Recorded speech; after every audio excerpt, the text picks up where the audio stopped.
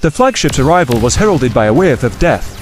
Its seamless blend of brutish kinetic weaponry and newfangled plasma bolts mowing down everything in its path. There were no pauses, no reprieves, just an unyielding stream of destruction. Bottled into the narrow streets, the Xanic soldiers could be picked off like fish in a barrel. There was something almost beautiful in its execution, in the same way an onlooker could appreciate a surgeon's skill in dissecting a patient. I was trying to forget the green blood drenching my hands, and the lifeless alien body lying beside me long enough to relay coordinates over my headset. Calling down fire so close to my soldier's position was, of course, dangerous. A single breakdown in communication would find Terran forces on the receiving end of the cannon's volleys. I was responsible for all of the lives under my command. For my men's sake, I couldn't afford to let emotions overtake me, yet the unwanted thoughts crept in all the same. General Keelan had his flaws, but he had proved a steadfast ally at a time when those were in short supply. I liked him, often considering him with the same regard as my crew. It had been my idea to bring him along, and though I never could have imagined the bloodbath that transpired, I felt responsible for his fate. I couldn't let him die. The safe move was to sit back and wait for the dust to settle, but by then, it would be too late. A silhouette flashed at the edge of my vision, and I quickly raised my rifle. Don't shoot! It was Pavel, who had a red sock bandage wrapped around his leg. There was a mix of human and non-human blood on his shirt, which indicated he was hit on the torso as well. I know I look bad, but you should see the other guy. I gritted my teeth. I did see the other guy. That was uncalled for, and now my friend is dying because of you. I realized too late that I had referred to Keelan as a friend. Pavel's eyes flickered over the general's body, and I could almost see the gears turning in his head. He didn't say anything, but his thoughts were evident from his expression. He found my attachment to a long-time Federation officer naive and premature. Let me see. Pavel muttered, crouching beside the general with a grimace. Downed by a single gut shot. I'll try to patch him up. My brother slipped a knapsack off his shoulders, retrieving a portable first aid kit from inside.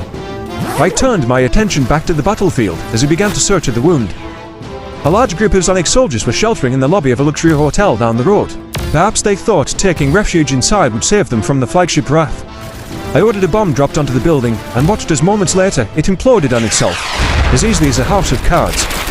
There was a grim certainty in my mind that the Yannick was buried, or rather crushed by the rubble. With their numbers dwindling, I expected the dozen or so remaining Xanic soldiers to surrender to the Terran Union at any moment. Sure enough, I saw a cluster of them walking backwards towards our front line, holding their rifles above their heads, the equivalent of a white flag back on Earth. Hold your fire! Disarm and restrain them, nothing else. I spoke into my headset, shooting a pointed look at Pavel. I don't want these POWs harmed in any way. Do you understand me? I thought my brother was too absorbed in the general's injuries to hear, but he nodded in acknowledgement.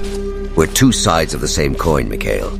We do what needs to be done for the greater good, and we keep your hands clean. I sighed. The agency had its uses. It helped present a unified image of Earth to the galactic community, when in reality, our regional government still squabbled over every menial policy. It swept diplomatic incidents under the rug, like the time the Horde Al caught a handful of our spies copying sensitive documents. It provided the foundation of our military intelligence, keeping us posted on the Federation military capabilities. Not that we were particularly impressed. Their Machiavellian attitude, however, left a lot to be desired. Keep telling yourself that, if it helps you sleep at night, I grumbled. How's the general? To my eyes, it wasn't apparent whether the Jetsada was still breathing. The discoloration of his skin had turned him pale as a corpse, and I feared that he might well be dead.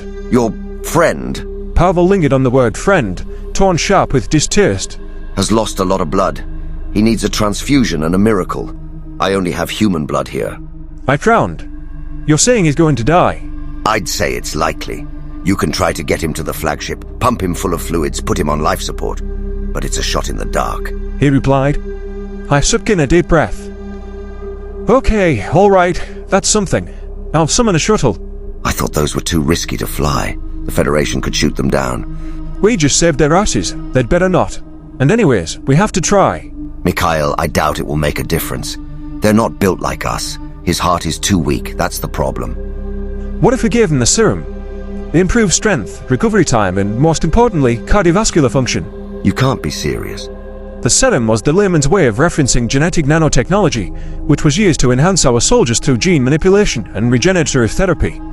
While humans were hardier than most aliens to begin with, the nanites mending his tissue in real time were the reason Pavel was still standing, despite being shot twice.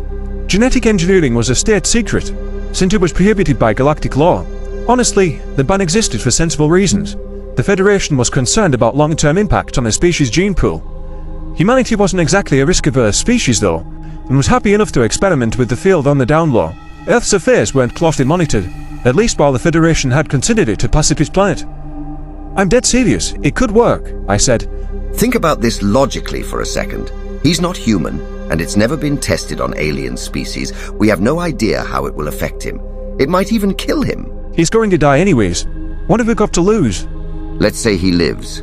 You think he won't figure out what we did? Then he'll spill the beans to the Federation, and we'll be right back on their shit list. Hell, what happens when he tells them we assassinated Kazil? Keeler's not loyal to the Federation. We can trust him. You think we can afford to take that sort of risk? We'd have to keep him on Earth permanently to be sure. That won't be necessary. I think I can get him to defect of his own free will. Parvul's eyebrows shot up in surprise. The idea of the Terran Union recruiting a high-profile Federation officer to our ranks must have been sufficient temptation, because he began to rummage through his knapsack. He retrieved a small vial of clear liquid, filled a syringe, and injected the General without another word. I wasn't convinced that I could follow through with bringing Keel onto our side. With how honor-bound his species was, it was unclear whether they'd even considered abandoning his own world. But what was important now was saving his life. I paced back and forth as I radioed for medevac. My gaze kept drifting back to the General, studying his form for the smallest sign of hope. There was no immediate change in the Jatari's condition, but I hoped the serum could give him a fighting chance.